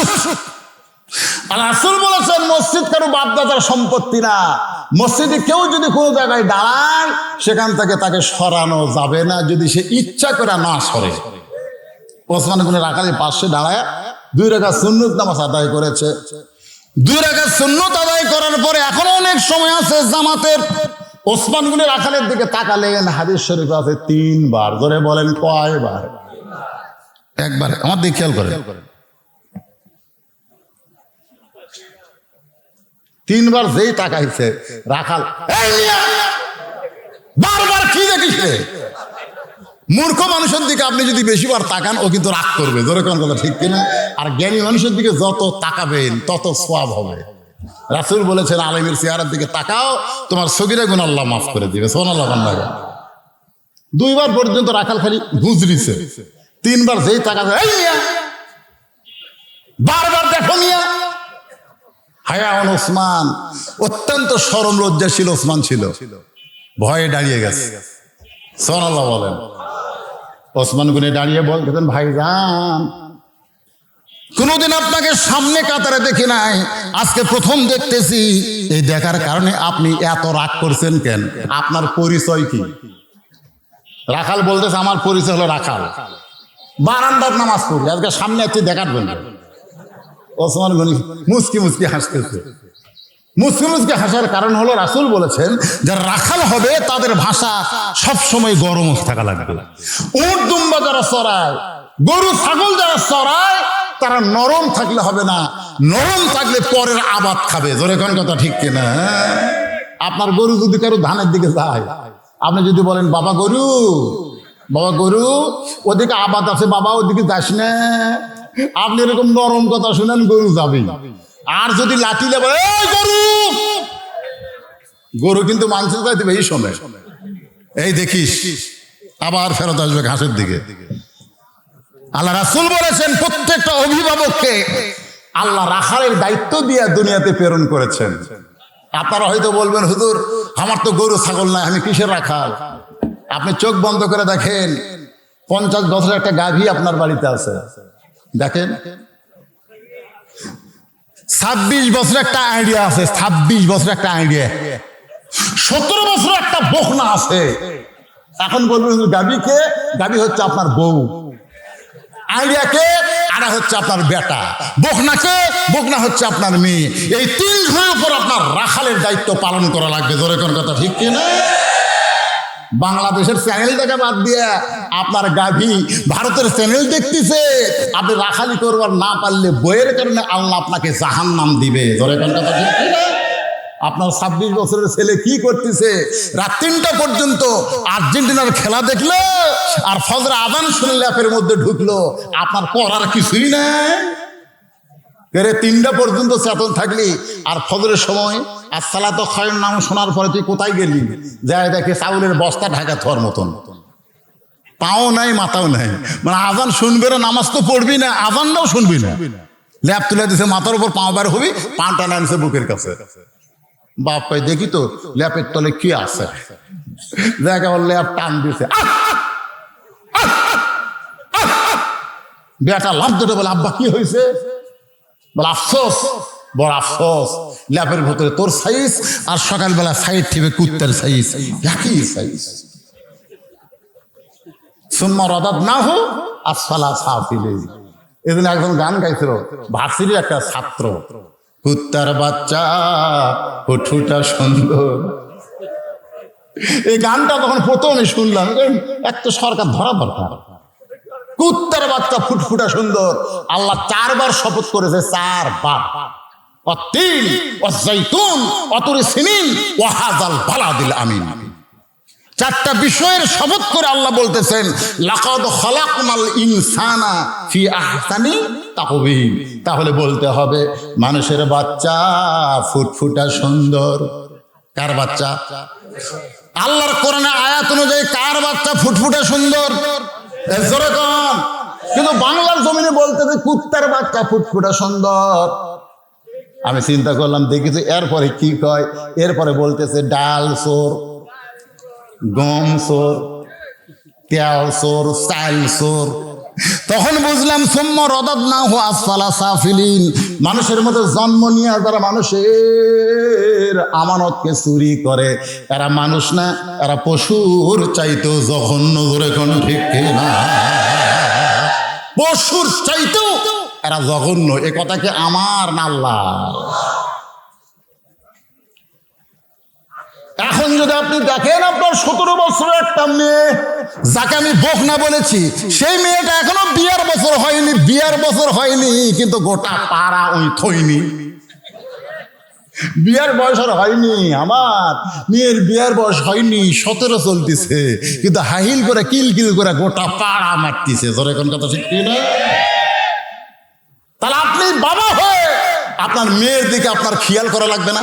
এ কথা কন না কেন? প্রায় মাহফিলে বলে থাকি, নবী 9 বছরের মেয়ে ফাতেমা, বয়স হয়েছে 9 বছরের মেয়ে ফাতেমা হাতের মধ্যে চুরি দিয়ে মুসকি মুসকি হাসতেছে। আল্লাহ রাসূল ঘরের মধ্যে গেলেন না, নবী বাহিরে চলে গেলেন। ফাতেমা দেখতে পাইছে বাবা ঘরে ঢুক পারছে, বেড়া গেছে, দৌড়ে এসে দেখে নবী বারান্দাত কাঁদতেছে। ফাতেমা বলে, বাবা কি দুঃখ আপনার মনে, এমন করে কাঁদেন কেন? আল্লাহ রাসূল নরম ভাষায় বললেন যে দুনিয়াতে সাজবে মা, আল্লাহ তার আখিরাতের সাজ কমায় দিবে। গুরুত্বপূর্ণ কথা, যে দুনিয়াতে চুরি পড়বে সাজবে, আল্লাহ তার আখিরাতের সাজ কমায় দিবে। সঙ্গে সঙ্গে ফাতেমা হাতের 2টা চুরি খুলে মাটি ফেলে দিলেন। নবী দৌড়ে গিয়ে চুরি 2টা কুড়িয়ে জামার পকেটে ঢুকালেন। ফাতেমা বললেন, বাবা যেই চুরি হাতে দেওয়ার কারণে আপনি ঘরে ঢুকলেন না, বারান্দাত কাঁদলেন, সেই চুরি ফেলে দিলাম, আপনি আবার পকেটে তুললেন। আল্লাহ রাসূল বলে, তুই মন খারাপ করছিস তো, আয় আমার কাছে। নবী কাছে ডেকে কপালে একটা চুমা দিলেন। সুবহানাল্লাহ বলেন।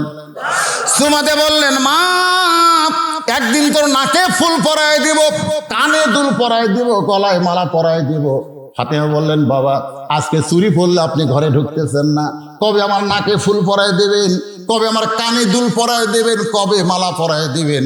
রাসূল বলেন, ফাতেমা যেদিন তোমার বিবাহ হবে সেদিন তুমি চুড়ি পরবে, ফুল পরবে, দুল পরবে, মালা পরবে। কারণ মেয়েরা কেবলমাত্র একজন পুরুষের জন্য সাজবে, সেই পুরুষ হলো তার স্বামী। স্বামী ছাড়া অন্য কোনো পুরুষের জন্য নারীদের সাজা জায়েজ না।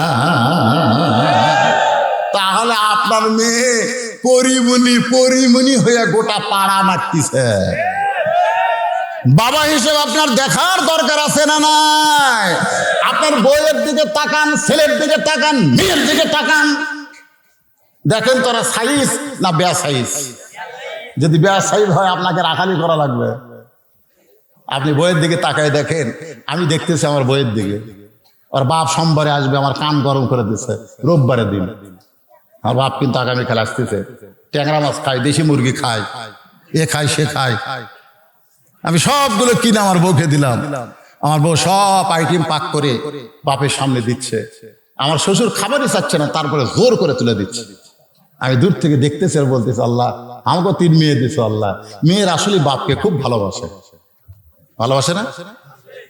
কিন্তু ভাই আরেকদিন দেখে আমার বাবা দূর থেকে দেখতেছি বিস্কুট খাই, কিছুক্ষণ পর পর আঙ্গুল মুখের মধ্যে দেয়, খাই আঙ্গুল মুখের মধ্যে দেয়। আমি কে রে? কাছে এসে সালাম দিয়ে বলে, আব্বা কেমন আছে? সালামের উত্তরই দেয়নি। রাগ করে বলতে পারে, যতবার আসি তোর বউ কি বিস্কুট দেয় রে? তাহলে দাঁতের সাথে লাগা যায়। আমি একটা বিস্কুট নিয়ে মুখে দিলাম, মুখে নিয়ে দেখি বিস্কুট শীতে গেছে, মানে টাটকার নাই, আর ডেট পার হয়ে গেছে, ওভার ডেট। আমি চিন্তা করলাম, তোর বাবক তুই 9 আইটেম 12 আইটেম খাওয়াস, আর আমার বাবক তুই পচা বিস্কুট দিছিস। সূরা মুলকের 2 নম্বর আয়াতে কি বলতেছে? লিয়াবলুয়াকুম আইয়ুকুম আহসানু আমালা। তোমার উত্তম আমলের পরীক্ষা হবে। এই সময় উত্তম আমল কি? বকসুমা খাওয়া। উত্তম আমল করার জন্য ঘরত গেলাম, ঘরত যে আর দৌড়ে বলে সরব নাই, বাপ বসতে বিস্কুট খায় আর বেটা কুকুরে লাগলে কুহু করে। গেলাম, তোকে ডাকতেছি। এখন বাবার সামনে বউ ওরা কেমনে রাখি? আয় ঘরের মধ্যে যেই ঢুকছে আমি দরজা বন্ধ করে দিছি। আমার মুরব্বী বাপ বুঝবার পারছে, আমি থাকতেই বউকে ঘরের মধ্যে নিয়ে দরজা বন্ধ করলে ঘেন। আমি বললাম, বাবা আজকে জীবনের শ্রেষ্ঠ আমল করতে চাই, আপনি একটু ধৈর্য ধরেন বাবা। আব্বা বুঝতে পারছে এই হুজুরের কোনো শরম নেই। দেখি বিস্কুট থুয়ে বাবা রাগ করে চলে গেছে। আমি বউকে ঘরের মধ্যে কি করতে বাপ তার জানে না, দরজার যে কান খোলা করে নাই, ওই আন্দাজ করে চলে গেছে। শরম নাই রে আলেমের, শরম নাই। বাপের সামনে বউকে ঘরত নিছে, ঘরত দিয়ে ছিটকি তুলে বইয়ের এই জায়গা হাত দিছি, মারার নিয়তে না, মারার নিয়তে না। আল্লাহর শপথ কোরআন সামনে হাত দিয়ে বলতেছি, কে রে তোর বাপ আসলে 9 আইটেম চলে, আর আমার বাপকে পচা বিস্কুট। আল্লাহ কোরআনে বলেছে যে আল্লাহর পরেই বাপ মাকে সবচাইতে ভালোবাসতে হবে। এই কথা কার? ওয়াকাযা রাব্বুকা আল্লা তা'বুদু ইল্লা ইয়্যাহু ওয়া বিল ওয়ালিদাইনি ইহসানান। রে বিবি, খালি এই কথা বলছি, তুই যদি সকালে মরিস বিকালে আমি বিয়ে করবো। আমি হুজুর মানুষ, আমার বইয়ের অভাব নাই। বাংলাদেশে হুজুরেরা ভাইরাল হুজুর, একে বইয়ের অভাব আছে? আপনাকে গোবিন্দগঞ্জেরই এক হুজুর কয়টা বউ নিছে আপনি জানেন? হুজুরে রে বইয়ের অভাব নাই। মাঝে মধ্যে আমাকে কয়, হুজুর বুড়া হলে কি হবে? ও আজের ভিডিওতে আপনার হাসি দেখে আমরা প্রেমত পড়ে গেছি। আমি কইছি, বাবা ধৈর্য ধরো, আমার চাইতে বড় হুজুর পাবা যদি হুজুরকে পাওয়ার মতন আমল করো। ধরে কোন কথা ঠিক কিনা? অনেক মেয়েরা হুজুরের পছন্দই করে না, আর অনেক মেয়ে আছে হুজুরকে চায়। তুই সকালবেলা মরবো, বিকালে বিয়ে করবো, কারণ বউ মরে গেলে বউ পাওয়া যায়। আর যে বাবার সামনে তুই বয়কা বিস্কুট দিয়েছিস, এই বাবা যদি মরে কিয়ামত পর্যন্ত কানলে আর বাবা পাওয়া যাবে না রে।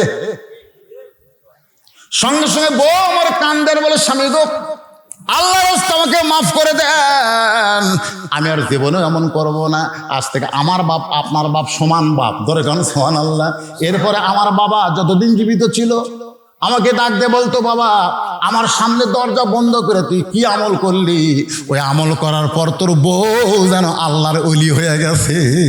সুবহানাল্লাহ। কি আমল করছিস বাবা? আব্বা খাওয়া লাগবে না, আমল করছি একটা।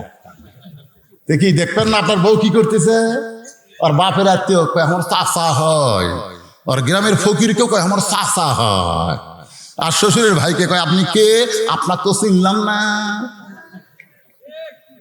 কি কোন দেখা দরকার আছে না? না, আপনার ছেলে কি করতেছে, আপনার মেয়ে কি করতেছে, এই রাখালের দায়িত্ব ইসলাম আপনাকে দিয়েছে। ওসমান গনি দাঁড়িয়ে বলতেছে ভাইজান আর কোনোদিন আসবেন না, আজকে আইছেন? বলে দেখার জন্য। দেখা হলে আমি চলে যাব, আর আমার থাকার কি দরকার? ওসমান মানে আস্তে করে বসে রাখালে হাতটা ধরে বলে ভাইজান কয়েক বছর হলে নামাজ পড়তেছি, এখন পর্যন্ত দেখতে পাইনি, আজকে আপনি দেখতে পাবেন, তার গ্যারান্টি কি? ওসমান গনি বলতেছে কয়েক বছরে নামাজ পড়তেছি, কয়েক বছর সামনে কাতারে পড়তেছি, আজ পর্যন্ত দেখতে পাইনি, আর তুমি দেখতে পাইবে তার গ্যারান্টি কি? রাখাল বলতেছে আমার চোখের পাওয়ার আছে, যদি দেখতে চাও তাহলে আমার হাত ধরো, আমি নিজেও দেখবো এবং তোমাকেও দেখা দিব। ওসমান গনি রাখালের হাতটা ধরেছে। সুবহানাল্লাহ। কেন ধরেছে? আল্লাহর কোরআন বলতেছে ইয়া আইয়ুহাল্লাযীনা আমানুত্তাকুল্লাহা ওয়া কুনু মা'আস সাদিকিন। হে ঈমানদারেরা, আল্লাহর ভয় যদি কলিজার মধ্যে রাখতে চাও তাহলে সত্যবাদীর দলে যোগ দাও। আপনারা বলেন তো বাংলাদেশে সত্যবাদী দল কারা? মানুষের আইন নিয়ে যারা দল করে, না আল্লাহর আইন নিয়ে যারা দল করে, কারা সত্যবাদী? এখন সত্যবাদীর দলে থাকতে গেলে যদি আপনাকে ফিলিস্তিন মুসলমানের সাথে যোগ দেওয়া লাগে, দিতে হবে। ধরে কোনো কথা ঠিক না? ইসরায়েলের মতন ইহুদির বিরুদ্ধে চারণ করা লাগলে করতে হবে। করে বলেন কথা ঠিক না? সত্যবাদীর সাথে থাকতে গেলে জীবনের চাইতে ইমানের গুরুত্ব আপনার কাছে বেশি হবে। আজকে আমরা জীবন বাঁচাবার চাই, কিন্তু ইমান বাঁচাবার চাই না। ওসমান গনি রাখালের হাতটা ধরে বসে আছে। কিছুক্ষণ পরে মুয়াজ্জিন আকামত শুরু করেছেন। যখন মুয়াজ্জিন আকামত দেয় তখন মুসল্লির দায়িত্ব কি? এই মুসল্লির দায়িত্ব কি? বসে থাকা, বসে থাকা। এমন সময় হযরত ওমর মসজিদের মেহরাবের মধ্যে ঢুকছে। যেই মুয়াজ্জিন আকামত শুরু করেছে এমন সময় হযরত ওমর মেহরাবের মধ্যে ঢুকে গেছে। মুয়াজ্জিন যেই বলতেছে কদ কামাতিস সালাহ, কদ কামাতিস সালাহ, রাখাল চিল্লায় বলে আল্লাহু আকবার। ওসমান গনি রাখালের হাতটা ছাড়া দিস। রাখালে যে হাত ধরে আসছিল হাত ছাড়া দিস।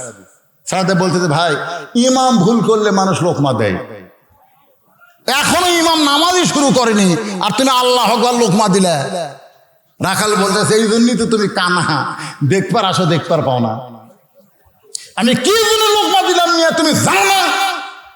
দ্বিতীয় কাতারে একজন মুসল্লি দৌড়ে এসে রাখালে হাত ধরে হ্যাঁচকাটা দিয়ে বলছে এই পাগল, এই তুই কার সঙ্গে বেয়াদবি করতেছিস, কার সঙ্গে জোর গলায় কথা বলতেছিস, এই মহান মানুষকে তুই চিনিস? রাখাল চিল্লায় বলে ভাই আমি ভিতরে কাউকে চিনি না, তো আমি বারান্দাত নামাজ পড়ি, আমি ভিতরের কাউরে চিনি না। সাহাবী বলতেছে যেই মানুষটা তুই কানা কানা কইলি ওই মানুষটা দুনিয়ার সাধারণ কোনো মানুষ না, ওই মানুষটা হলো আল্লাহ নবীর ডবল জামাই ওসমান গনি। এখানে যারা হজ করেছেন জান্নাতুল বাকির মধ্যে ঢুকলি প্রথম যেই কবরটা পাওয়া যাবে সেই কবরটাই হলো ওসমান গনির কবর।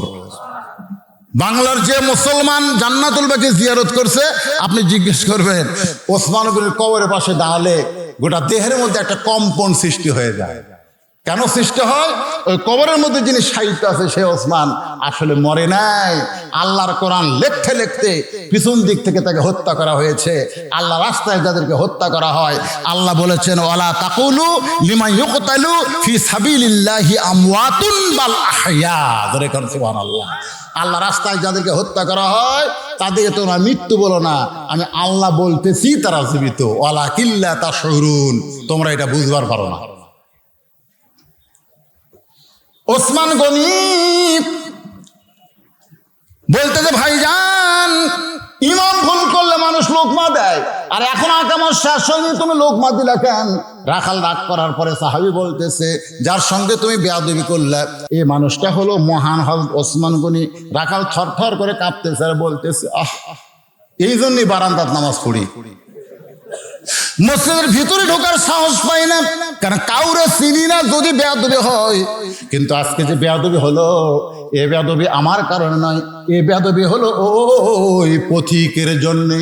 ওমর ফারুকের দিকে আঙ্গুল তুলে বলতেছে, ওই পথিক আমার সর্বনাশ করছে। এই পথিক আমারে কইছে, ওমরকে যদি দেখবার চাও তাহলে ফজরের নামাজ সামনে কাতারে আদায় করা লাগবে। শুধুমাত্র হয়তো ওমরকে দেখার জন্য বারান্দা বাদ দিয়ে আজকে সামনে কাতারে দাঁড়াইছি, কিন্তু মুয়াজ্জিন আকামত দেওয়ার সময় উমরের জায়গায় যদি আমি ওই রাস্তার পথিককে দেখতে পাই, তাহলে তোমরাই বলো লোকমা দেওয়া ছাড়া তো আমার উপায় নাই। আমি আল্লাহ আকবার লোকমা দিয়ে ওই পথিককে মেহরাব থেকে সরাইয়া দিয়া ওই জায়গায় হযরত উমরকে আমি দেখতে চাই। হাজার হাজার মুসল্লি কাঁদতেছে, রাখাল চিল্লায় বলে আল্লাহ বেড়াই নামাজ পড়া ভালো, এ বারান্দার নামাজ পড়া ভালো। ভিতরে যে হারে কাঁদতেছে, আসলে যারা প্রকৃত নামাজি মক্কা মদিনায় যায় দেখেন, ইমাম যখন কোরআন তেলাওয়াত করে জাহান্নামের কোনো খবর আসলে তারা পাগলের মতন কাঁদতে থাকে। রাখাল বলতেছে বারান্দাতে ভালো রে। ওসমান গনি বলে ভাই কি জন্য ভিতরে সাহাবেরা কাঁদতেছে তুমি জানো না? তুমি যাকে পথিক পথিক বলতেছো সেই মানুষটির নামই হলো হযরত ওমর। গাছের গোড়া কাটলে গাছটা যেমন ঠাস করে পড়ে যায়, রাখাল তেমনি পড়ে মেহরাবের মধ্যে কাটা মুরগির মতন ছটফট করার বলতেছে, ইয়া আমির আল মুমিনিন, আপনাকে তওবা পড়াইছি, আপনারে মুনাফিক কইছি, আপনাকে ভণ্ড কইছি, এত কথা বলার পরেও অধম রাখালকে আপনি কিছুই করেন নাই। সমস্ত সাহাবেরা চিল্লায় বলতেছে কি কই, এই পাগল, কারে তওবা পড়াইছিস, কারে মুনাফিক কইছিস, কারে ভণ্ড কইছিস? যে রাস্তায় দেখলে শয়তান 40 দিন যায় না, তার সামনে আবল তাবল বকতেছে, কোন পাগল রে? ওমর ফারুক বললেন তোমরা চুপ করো, তোমরা জবান বন্ধ করো। মসজিদ কোন হাট বাজার না যে চিল্লাচিল্লি করবে। আমারই তওবা পড়াইছে, আমারে ভণ্ড কইছে, আমারে মুনাফিক কইছে, এবার আমারে চিনে না, আবল তাল বকতেছে, বিচার হবে। তোমরা কি মনে করছো এক আমি সহজে ছাড়বো? যে আমারে তওবা পড়ানোর কথা বলতেছে, আমাকে মুনাফিকের কথা বলতেছে, আমারে ভণ্ডের কথা বলতেছে, অবশ্যই বিচার হবে, অবশ্যই বিচার হবে, তবে আমার আইনে নয়, আল্লাহর আইনে। ধরে করো সুবহানাল্লাহ। এই বিচার কি তোমরা দেখবার চাও? সাহাবেরা বললেন কি বলেন আমির আল মুমিনিন, দেখবো না মানে? সারা জীবন তো বিচার শুনেছি, আজকে একটু দেখবার চাই। ওমর ফারুক বলেন এই বিচার দেখতে গেলে আল্লাহর কোরআনের আইনে, তাহলে তোমাদেরকে ফজরের নামাজ শেষ করা লাগবে। আগে নামাজ, যত দুনিয়ারই কাজ থাক, আগে কি? নামাজ। আজকে আমাদের কাছে আগে কি? কাজ। ফজরের সময় মুসল্লি নাই, ঘুমের মধ্যে আছে। জোহরের সময় মুসল্লি নাই, কই গোবিন্দ পদে গেছে। আসরের সময় মুসল্লি নাই, কই কাজ কাম করতেছে। ওমর ফারুক বললেন ফজরের 2 রাকাত নামাজ শেষ হলে আমি এই ব্যাটার বিচার করব, বিচার করব আল্লাহর আইনে। আমারে তওবা পড়াইছে, আমারে মুনাফিক কইছে, আমারে ভণ্ড কইছে, তোমরা কি দেখবার চাও? সব সাহাবী বলে ইয়া আমির আল মুমিনিন, নামাজের আগে দেখালেই ভালো হতো, কিন্তু আপনি যখন বলতেছেন নামাজের পরে, আপনি যা বলবেন আমরাও তাই। ওমর ফারুক বললেন 2 রাকাত নামাজ পড়তে বেশিক্ষণ লাগবে না, বড় জোর কয় মিনিট, কথা কয় না, 10 মিনিট পরে আল্লাহর আইনের বিচারটা ওমর ফারুক সাহাবীদের দেখাবে, সাহাবীরা দেখবে। আপনারা কারা কারা দেখবেন আল্লাহকে একটু হাত দেখান, যারা যারা দেখবেন। কারা কারা টান টান করে হাত তোলেন তো, লিল্লাহি তাকবীর, হাত নামান। আল্লাহর আইনের বিচার কারে হয় আর মানুষের তৈরি আইনের বিচার কেমন হয়, এই জিনিসটা আমাদের যাচাই করার দরকার আছে না নাই? দরকার আছে না নাই? ভাইজান, এই বিচার দেখার জন্য 10 মিনিট টাইম লাগবে। কয় মিনিট? এই 10টা মিনিট। ইন্নাল্লাহা মা'আস সাবিরিন। আপনাকে তো হাত তুলছেন, এখন যদি আপনি না দেখে না শুনে চলে যান, তাহলে বোঝা হবে আপনার কথার সাথে কামের মিল নাই, আপনি হলেন টাটকা মুনাফিক। জোরে এখন কি মুনাফিক? এই 3 এখন আর ওটা চলবে না। হায় সর্বনাশ, এখনই হাত তুলেছে, এখনই যদি না দেখা ওঠে তাহলে একে টাটকা মুনাফিক হয়ে পারে। একটা 22টা মুনাফিক, একটা টাটকা মুনাফিক। আপনার কি টাটকাই হবেন? এই জন্য 10টা মিনিট ওমর ফারুকের নামাজ হবে। আর আমরা এইদিকে 10টা মিনিট। এই মাদ্রাসায় আপাতত আবাসিক ছাত্র কয়জন? আবাসিক 60 জন ছাত্র আবাসিক আছে। এই মাদ্রাসায় 60টা কোরআন শরীফ দেওয়া লাগবে ওই বাচ্চাদের হাতে। একটা কোরআন শরীফ বাবদ মাত্র 500 টাকা। আপনি 500 টাকা দিবেন, আল্লাহর রাস্তায় একটা কোরআন শরীফ দেওয়ার সমপরিমাণ সওয়াব আল্লাহ আপনাকে দিবে। আপনি যদি বলেন হুজুর আমার দরকার নাই, আমার বাপ মা কবরে গেছে, আল্লাহ বাপ মাকে দিয়ে দিবে। এখানে যদি কারো বাপ মা কবরে যায়, যদি পারেন 2টা কোরআন বাবদ 1000 টাকা দেবেন। মাত্র 60টা কোরআন আমি আদায় করব। গামছার আদায় হয়েছে? সব শেষ। আচ্ছা ঠিক আছে, মাত্র 60টা কোরআন 10 মিনিট লাগবে না, 1 মিনিটের মধ্যে হয়ে যাবে। এখানে এমন আল্লাহর বান্দা আছে একলাই 20টা কোরআন দিবার পারে। লিল্লাহে তাকবীর। সবুজ আকন্দ 10,000 টাকা দান করেছে। আল্লাহ তার দানকে কবুল করেন। আল্লাহ নেক নিয়ত নেকাশা পড়া করেন। তাহমিদুর রহমান সিজু দিছে 5,000। তাহমিদুর রহমান সিজু 5,000 টাকা নগদ না দান করেছে। আল্লাহ দানকে কবুল করেন। মাশাআল্লাহ, এইবারে শুরু হলো কোরআন। আমার বাপজি 4টা কোরআন শরীফ বাবদ 2,000 টাকা দান করেছে। ওঠে কে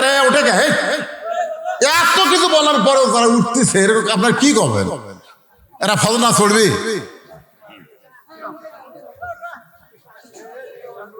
60টা কোরআন শরীফ চাই, 4টা পাওয়া গেছে ভাই। মাশাআল্লাহ, লিল্লাহে তাকবীর। আরো 4টা কোরআন শরীফ বাবদ 2,000 টাকা দান করেছে। 8টা কোরআন শরীফ হয়ে গেল, 8টা হয়ে গেল 60টার মধ্যে। এখানে আর একটা কোরআন শরীফ পাওয়া গেল, 9টা হয়ে গেল 60টার মধ্যে। আর মাত্র 51টা লাগবে। এতগুলো মানুষ বাপ মা মরেনি খেরে, বাপ মার জন্য একটা কোরআন শরীফ বাবদ 500 টাকা দিয়ে পারতেছেন না? সবচাইতে বড় দান নবীর এতিম মাদ্রাসা একটা কোরআন। 60 জন ছাত্র রয়েছে, তাদের হাতে একটা করে কোরআন শরীফ দেওয়া লাগবে। এই নিয়তে আবুল কালাম আজাদ ভাই 2টা কোরআন শরীফ বাবদ 1,000 টাকা দান করেছি। 11 হয়ে গেছে। আবার একটা পাওয়া গেল, 12 হয়ে গেছে। 12টা হয়ে গেছে। মাশাআল্লাহ, আর একটা কোরআন পাওয়া গেল। 13টা কোরআন শরীফ হয়ে গেল। আর একটা কোরআন পাওয়া গেল, কি নাম? আবু হানিফা ভাই আমার কোরআন শরীফ বাবদ 500 হয়ে গেল। 14টা হয়ে গেছে। আপনারা হয়তো চান্স পাবেন না, কিছুক্ষণ পরে দেখবেন। এগুলো কি বাদান দেখেন তো কি লিখছে কুরবানি করার সময় কি আল্লাহ। আর একজন কোরআন শরীফ বাবদ 500 টাকা দিল, 15টা হয়ে গেল। আর একজন কোরআন শরীফ বাবদ 500 টাকা, 16টা হয়ে গেল। 60টা হতে কতক্ষণ লাগবে? কোনো পাগলা যদি লাভ দেয় হুজুর আমি একলাই 10টা দেবো, এরকম লোক নাই। আল্লাহ তোমার একজন পাগল কোরআন বাবদ 500 টাকা দান করে গেল, 17টা হয়ে গেল। আর একজন কোরআন বাবদ 500, 18টা হয়ে গেল। মহিলারাও কোরআন দিবে, যাওয়া লাগবে ওখানে। ওরা কি তাসবিতায় বিশ্বস্ত লোককে পাঠান। হ্যাঁ, আমার মায়েরা কোরআন বাবদ 500 টাকা দিবেন। মা, একটা কোরআন দানের সব আল্লাহ আপনাদের দিয়ে দিবে। আর একজন কোরআন বাবদ 500 টাকা দান করলে আল্লাহ কবুল করেন। আর একজন কোরআন শরীফ বাবদ উঠতেছেন কেন বাবা? ওঠে নাই আপনার, ওটা দেখে ও টাকা দেওয়ার জন্য ওঠে না, টাকা দেওয়ার জন্য ওঠা যাবে। আর একজন কোরআন বাবদ 500, আর একজন কোরআন শরীফ বাবদ 500, আর একজন কোরআন বাবদ 500, আর একজন কোরআন শরীফ বাবদ 500 টাকা দান করেছে। আর একজন কোরআন শরীফ বাবদ 500 টাকা দান করেছে। আল্লাহ কবুল করেন। নবীর এতিম মাদ্রাসায় একটা কোরআন শরীফ দিবেন না? হ্যাঁ, মুরব্বী 3টা একসাথে জামাত করতেছে রে। হাই রে, একসাথে যায়। একজন বসে গেছে, আল্লাহ কবুল করো, ধরে করে আমিন। ও 2টার বসলো না, বসুক, অসুবিধা নেই।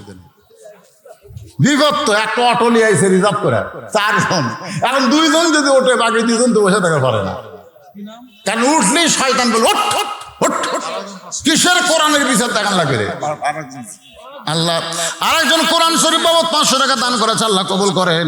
কে? 10টা দিবে দুলু মিয়া। 10 কোরআন করবে দান, করে বলেন মারহাবা। আমি বলতে দুলু মিয়া হাজির। 10টা কোরআন শরীফ বাবদ 5,000 টাকা দান করলো, আল্লাহ কবুল করেন। আর একজন কোরআন শরীফ 500 টাকা দান করছে, আল্লাহ কবুল করেন। আব্দুর রহমান কত আছে? ঠিক, কোরআন শরীফ বাবদ আব্দুর রহমান 500 টাকা দান করেছে। আল্লাহ আব্দুর রহমানের দানকে আল্লাহ আপনি কবুল করেন। আল্লাহ নেক নিয়ত নেকাশা করেন। ইনামুল মেম্বর 1000 টাকা 2টা কোরআন শরীফ বাবদ করছে দান। আল্লাহ ইনামুল মেম্বরের দানকে আল্লাহ কবুল করেন। কাজী আমিরুল 2টা কোরআন বাবদ 1000 টাকা দান করেছে, আল্লাহ কবুল করেন। কয়টা যে হলো ভাই, হিসাব নাই রে, মনে ভুলে গেছে। নুরামিন কোরআন শরীফ বাবদ 500 টাকা দান করেছে। আল্লাহ নুরামিনের দানকে আল্লাহ আপনি কবুল করেন। জোরে কার আল্লাহুম্মা আমিন। কারো কাছে যদি মনে হয় যে 500 টাকা বেশি হয়ে গেছে হুজুর, তাহলে 200 টাকারও কোরআন শরীফ পাওয়া যায়। বুঝলেন, ছাপা একটু খারাপ হয়, নর্মাল হয়, কাগজ একটু নর্মাল হয়। আপনি 200 টাকা দিলেও একটা কোরআন দানের সব পাবেন। এই 200 টাকা এখন দিচ্ছেন, কি করবেন? সাদ্দাম নাম, সেই বাবা সাদ্দাম, ইরাকের সাদ্দাম, বাপের বেটা সাদ্দাম কোরআন শরীফ বাবা 200 টাকা দান করছে। আল্লাহ সাদ্দামের দানকে আল্লাহ কবুল করে। সাদ্দামের তালে তালে যারা দিবেন 200 করে টাকা দেন, আর 500 করে পারলে দিয়ে দেন। আল্লাহর রাস্তায় একটা কোরআন একটু জিকির করে, লা ইলাহা ইল্লাল্লাহ, লা ইলাহা ইল্লাল্লাহ, লা ইলাহা জি লিল্লাহি তাকবীর। আবু তালহা, তাই না? আবু তালেব আশ্চর্য হয়ে যাবে যখন আবু তালেব নাম শুনি, কারণ আবু তালেব কিন্তু কাফের। জোরে কোন কি কথা কয় না? আবুল আহাব কি? আবুল আহাবও নবীর চাচা কাফের, আবু তালেবও নবীর চাচা কাফের। কিন্তু গোটা বাংলাদেশ খুঁজে আবুল আহাব পাওয়া যাবে না, কিন্তু আবু তালেব পাওয়া যাবে। ধরে কোন কথা ঠিক কিনা? কেন পাওয়া যাবে কোন তো?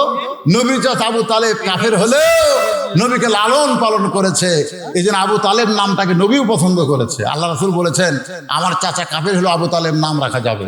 সে আবু তালেব 10টা কোরআন শরীফ বাবদ নগদে 5000 টাকা দান করেছে। আল্লাহ আবু তালেবের দানকে কবুল করেন, জোরে কোন আমিন।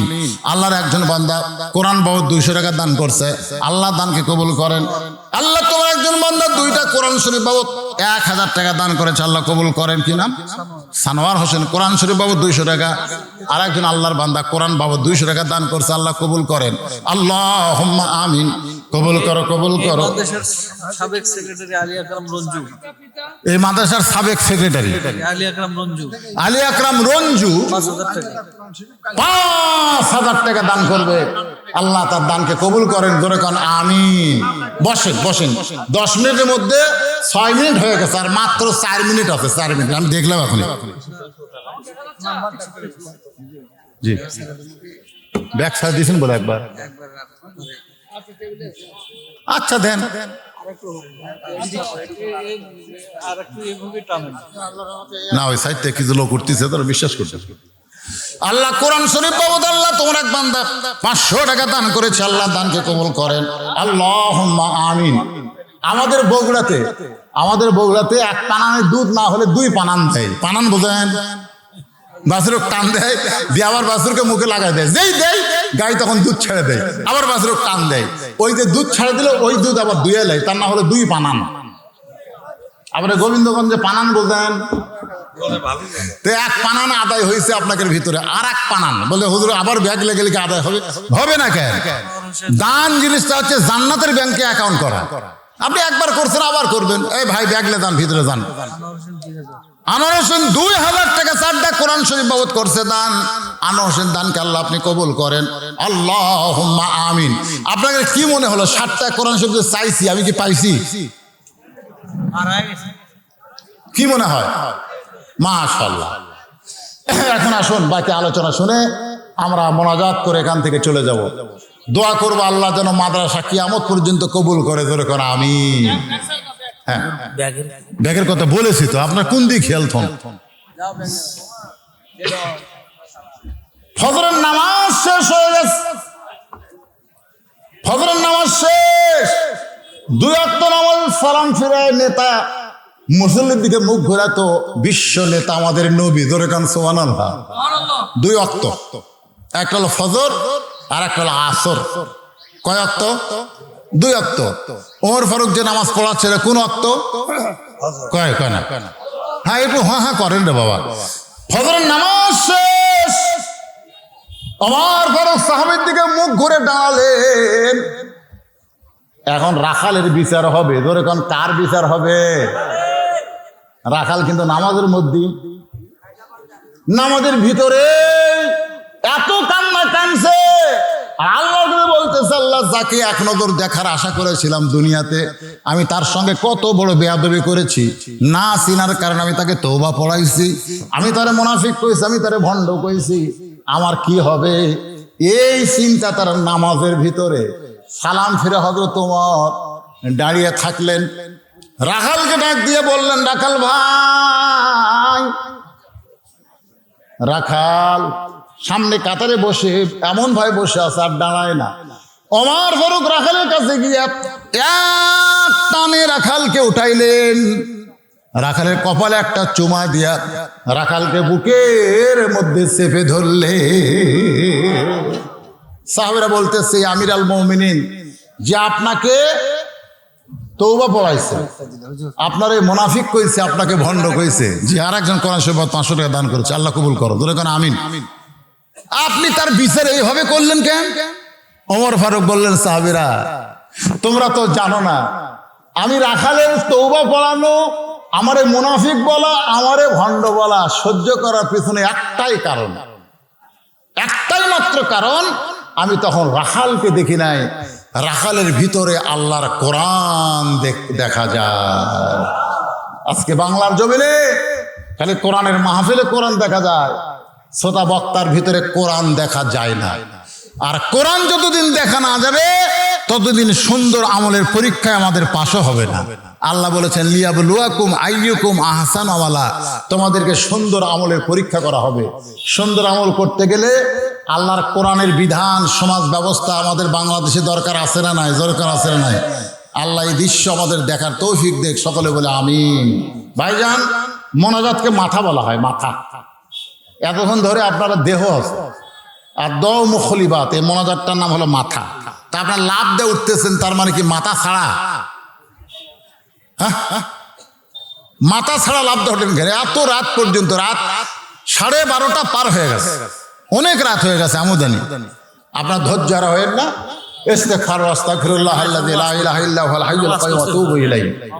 জি, একটা অন্ধ হাফেজ, একটা অন্ধ হাফেজ। আপনারা গোবিন্দগঞ্জের লোক চেনেন কিনা? তো ইউটিউব যারা দেখেন তারা অবশ্যই জানেন অন্ধ হাফেজ, চোখ নাই কিন্তু 4 ছেলের বাপ। সুবহানাল্লাহ। আল্লাহ আরেকজন কোরআন শরীফ 500 টাকা দান করেছে, আল্লাহ দানকে কবুল করে, আল্লাহুম্মা আমিন। 30 পারা কোরআন, এই হাফেজ সাহেব 30 পারা কোরআন শুনে শুনে মুখস্থ করছে। আরে সুবহানাল্লাহ বলেন না। আব্দুর রহিম একটা কোরআন শরীফের জন্য 500 টাকা দেবে। জি, আব্দুর রহিম কোরআন শরীফ 500 টাকা দান করবে, আল্লাহ কবুল করে। তা হাফেজ সাহেব এখানে সে ওয়াজও করছে, বিনা দাওয়াতের ওয়াজ, অন্যান্য ওলামায়ে কেরামের মধ্যে। তো আমাকে বলতে, হুজুর আমি ওয়াজ করছি, তার মানে ওয়াজ করছে কি করবে? আপনাদের সামনে একটু পরিচয় হবে, একটু পরিচয় হবে। অন্ধ হাফেজ মোনাজাতের আগে তার জবান থেকে 2টা আয়াত, স্রেফ 2টা আয়াত আমরা শুনবো, তারপর মোনাজাত করবো। জি বলছি তো সেটা এইদিকে নাই, তোর চোখ নাই তো ওইদিকে, শর্টকাট। আসসালামু আলাইকুম ওয়া রাহমাতুল্লাহি ওয়া বারাকাতুহু। আউযু বিল্লাহি মিনাশ শাইতানির রাজীম। বিসমিল্লাহির রাহমানির রাহিম। ইয়া আইয়ুহাল্লাযীনা আমানু দুখুলু ফিস-সিলমি কাফাতান ওয়া লা তাত্তাবি'ু খুতুওয়াতিশ শাইতান ইন্নাহু লাকুম আদুব্বুম মুবিন। ফাইন সালালতুম মিন বা'দি মা জাআতুকুমুল বায়িনাতু ফা'লামু আন্নাল্লাহা আজিজুন হাকীম। সাদাকাল্লাহুল আযীম। সম্মানিত ভাইরা, আমার উস্তাদ আপনাদের সামনে অনেক কথাবার্তা বলবো। আমি বাংলা তর্জমা সহ আপনাদের দয় আমি 30 পারা কোরআন শরীফ হফজ করেছি, সুবহানাল্লাহ। কিন্তু ইমামতি করতে পারি না, অন্ধ মানুষ চোখে দেখতে পারে না, কাজ কাম করে কার পারে না। পরকার মায়েরা বোনেরা, আপনারা যারা দেখতেছেন আছেন, আমি একটা অন্ধ মানুষ, আমার আপনার মা বোনরা একটু সহযোগিতা করবেন। আমি রুমাল আপনাদের দিচ্ছি, একাই আছি, আবার হাতে একাই যাওয়া লাগবে যাওয়ার সময়। আপনারা একটু দয়া করে যে যা পারেন 10 লাঠি একের বোঝা, আমার 2 ছেলে 1 মেয়ে, আপনারা একটু সহযোগিতা করেন, আমার যে যা পারেন। আমি কোনো কাজ করবো বলে খেতে পারি না, আপনারা দেবেন ইনশাআল্লাহ তাআলা। এখন হুজুর আপনারা এটা ধরো ভাই, কেউ ধরে দেখো তো ঠিক আছে। এ বাবা, এই এটা বন্ধ করছে কে রে? এটা দাও।